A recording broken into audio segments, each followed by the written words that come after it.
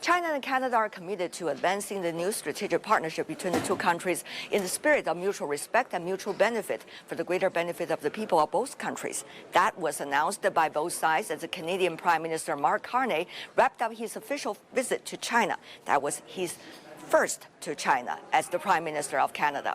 Canada is now working to diversify its trade portfolio, doubling non-U.S. export over the next decade. China has long been Canada's second largest trading partner. With a domestic consensus on economic growth in Canada, priority is becoming ever clear. To unpack some of the most important outcomes with the Canadian Prime Minister's visit to China and what do the achievements mean for businesses, I spoke with Graham Shantz, the president of the Canada-China Business Council. Let's listen in. Your assessment of the result of this discussion between the two leaders of the countries? Well, for me, it is early morning, and it feels like the sun's coming up outside, and it feels like the sun's rising back on the Canada-China relationship. I like that analogy. Tell us why. Well, I think the core thing is that there has been something that the Canada-China Business Council has called for many years now, which is reestablishing a regular engagement between the leadership in Canada and the leadership in China. And so I think what we saw with not only this visit, as important as it was by Prime Minister Carney and his delegation of 5 ministers, it's the result of what has been a series of conversations under Prime Minister Carney with Chinese leadership, a phone call with Premier Li, a meeting with Premier Li in New York, followed by the meeting between President Xi and the Prime Minister in Korea in November. So it was wonderful for the Canada-China Business Council and our 300 members who are from coast to coast to coast in Canada to see the governments speaking with each other and having a concrete discussion not only about what's right in front of us, but the global context as well. All right, let's talk about what is right in front of us. The journalists always do that. So what about the cars, the EVs? We see the deal between China and Canada. It's about reducing the tariffs on the Chinese EV into Canada, but there's a cap over there. Meanwhile, China has also lowered the tariffs on some of the farm products coming from Canada into China. Tell us how this balance of deal is being done. Mm-hmm. It looks, it's great to see. You've got to situate these tariffs in the context of the respective economics and diplomatic relations, trade relations. That was set up, it appeared from my perspective, by the two governments as the standoff. So that had to be dealt with, and it's great to see that there's an agreement, the details of which have a certain number of vehicles. I think it's 49,000 initially, rising to 70,000 down the road. Inside the structure that you mentioned, Wei, which is the tariff rate quota structure, the Prime Minister didn't use that in his speech last night, but as a former trade negotiator, I know exactly how that fits, and it's good to see that rising over time. The most, from a Canadian interest perspective, what I found most interesting and important in terms of what the Prime Minister said on the very specific details of EVs is that China is a world leader in the technology and in the production. And there's it's a value proposition that will have the effect, and he took some pains to talk about the price point coming into Canada.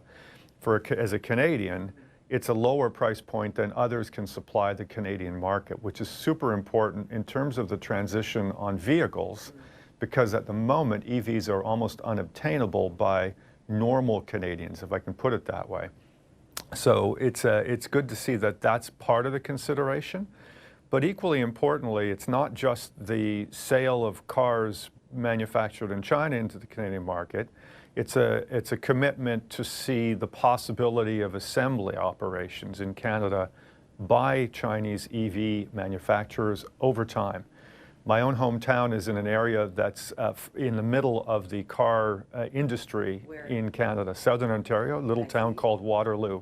Has a famous university, but it's in that whole zone, that belt is the auto zone in Canada.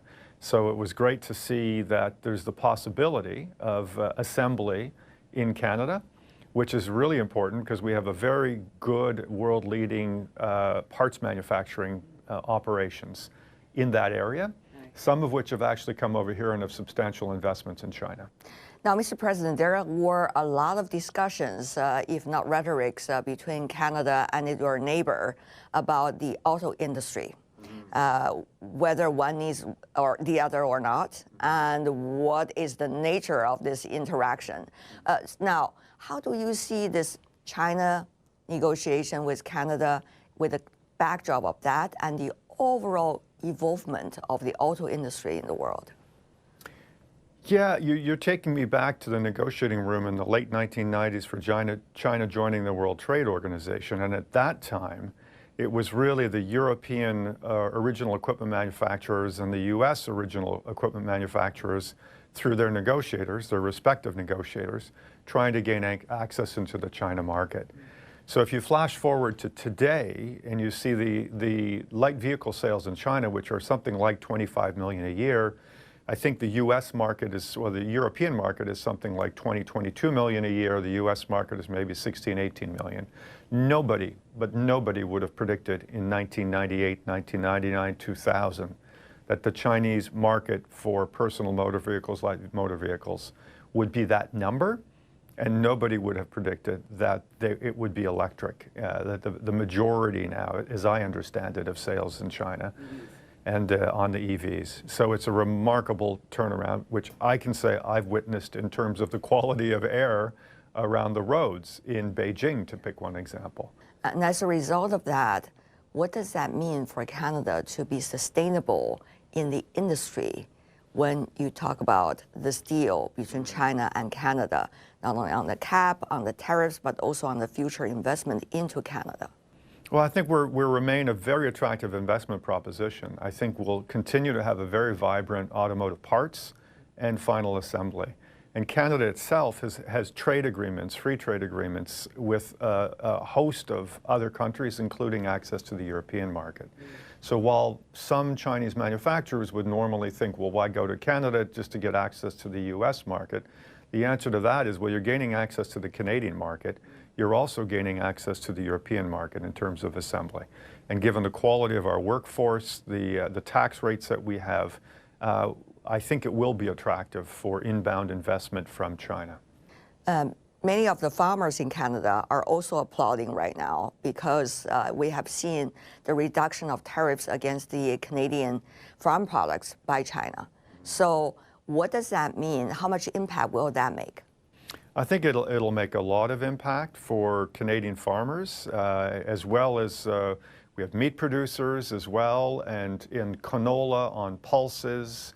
There was a deal on pet food, which is also affecting our agricultural sector, on seafood. So for the farmers and the ranchers and the seafood harvesters and the seafood production, it means a lot. And stepping back, I think from China's perspective, Canada should be viewed, whether it's on farm products, agricultural products, as a trading partner in general. We're politically stable. We've been having access into the China market from even before we had political diplomatic relations. We had wheat sales. So the quality is there, the reliability is there, our political stability is there. So as a diversified supplier into the China market on the agriculture, agri-food, food, value-added food, Canada should be viewed inside China as a long-term and reliable trading partner that can go through the ups and downs and the waves on the international ocean, if you will.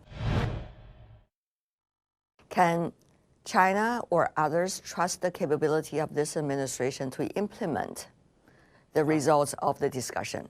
I think so. I think it's a commitment that will stand the test of time. To my earlier point about the need to diversify, that's, in my judgment, that's not going to go away. If I look at areas that are a priority for Canada, which include renewable energy as we try to meet our climate change commitments, China's a major producer of solar, of wind. Now, wait, I'm going to sound old, but when I came here first to China in 1981, I'd like to hear history. There were 60 gigawatts of power installed in China. There were 80 gigawatts of power in Canada. So again, to be clear, Canada produced more electricity in 1980, 1981 than China did when I came here for the very first time. And now you look at Canada, which has something like, I think from memory, I'm not an expert, but 150, 160 of gigawatt capacity. The Prime Minister mentioned last night our objective of doubling that capacity. I know there's a dam being built or a power facility being built in Western China, in Xizang, and it's going to have a capacity of, I think, 70 gigawatts. So that's more than the capacity that existed when I first came to this country in 1981. When we look at the latest result of the discussion, one would also like to look at the role of your organization, because you have been, shall I describe it as consistent over the years, not flip-flopping, not just going with the wind. So what does that mean for you as an organization with 300 members, Canadian businesses, to be consistent over the years when the politics is ups and down between the two countries? It's been very important for us. It's our 48th year right now. We're almost on the verge of 50 years. Congratulations. I thank you very much. Right in the middle of youth. Yeah, that's it. That's it. We get wisdom at 60, I think, under Confucianism. So we're getting close to wisdom. But that consistency is critical for our members. The members have interests in China. We've grown from a small organization of a small number of companies in 1978. And you can imagine when this organization was formed at that time, that it was truly visionary, because I don't think even the founders thought that China's economy would grow so quickly, that its weight in the global economy would become so important so quickly. And so it has been important from day one to be that bridge, so that when the governments are in a moment when they're not talking as much as what we might think they need to talk, we're there. We reflect the personal connections, business connections. This organization has universities and colleges and even high schools. We have regional development, economic development organizations, tourism as members. So it's a broad-based membership. It's unlike some of the other bilateral chambers that are foreign bilateral chambers in China, which tend to be big companies. Right. We've got big and small, and the founding DNA of this organization was a handful of big companies try to help some smaller Canadian companies get access into China. So it's not just their elbows up fighting for their piece of a pie. It's actually been more an almost a social commitment back in Canada to assist smaller companies in Canada to understand the Chinese market, to benefit from China's economic growth. Canada is located in a place in which your biggest neighbor is the United States. And meanwhile, we have also seen the phrase of so-called Western Hemisphere becoming ever popular in some of the headline stories. So, Mr. President, tell me more about how do you assess your neighborhood, and as a result of the latest changes, what does that mean for Canada? And what does that mean for Canada's relationship with China, even though we are celebrating a great result after this time's negotiation and meeting? Well, I think we've built on the trade side, we have been building over the years an architecture of trade agreements globally, much like China has. In our case, if you look at the CPTPP, for example, the Canada-Europe agreement, it's an expression of a desire by previous governments, reinforced by this government, to diversify our export market. I think it's fair to say what's going on in the Western Hemisphere, in North America, is a reminder of the importance that business needs to take advantage of those agreements to diversify their own interests, investment interests, export interests as well, to the benefit of prosperity in Canada as well. What's new now is it's great to see a political emphasis, the visit of the Prime Minister here, which is very important. There was one little small piece of what was announced yesterday, which included Canada's desire and China's support for Canada to host APEC in the year 2029. The last time Canada hosted APEC, from my memory, was 1997. So it will have been, by that point, almost 33, 34 years since Canada hosted APEC. My point is the political signaling by doing that is the answer to your question. And I think it's very important not only to have the architecture of a framework agreement through trade agreements, I think it's important that the political signaling be viewed as well, to show to the Canadian businesses, to Canadian communities, the importance of Asia to Canada's economic security. Can Canada have the guts and the wisdom to be independent, no matter what? Canada's always had the guts to be independent, so I have no doubt about that, and I think we have the wisdom as well. China is bringing out its 15th five-year plan. Now, there are a lot of opportunities, not only for Chinese businesses, for business all over the world in that plan. What are some of the shining spots Canadian companies are looking at so that you can also enjoy another 5 years and beyond the prosperity together with China? Well, I think certainly the innovation piece is going to be quite important in terms of China's own domestic economy, but it's also quite important from what it means for foreign companies, those that are already here, those that might want to come here, and also the cross-border flows into Canada, trades, services, intellectual property. I don't think Canadian firms understand the degree to which that may have an impact on their business. So from my perspective, I think it's really important that we as an organization help build a better understanding of what the impact of the 15th five-year plan will mean for the Canadian prosperity and for Canadian businesses.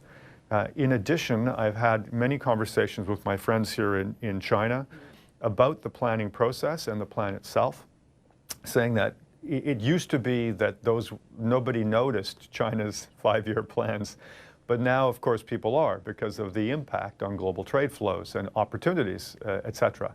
So I've said it's really important from my perspective that Chinese authorities make sure in the development of these plans that they're taking into consideration the impact it will have on the global economy.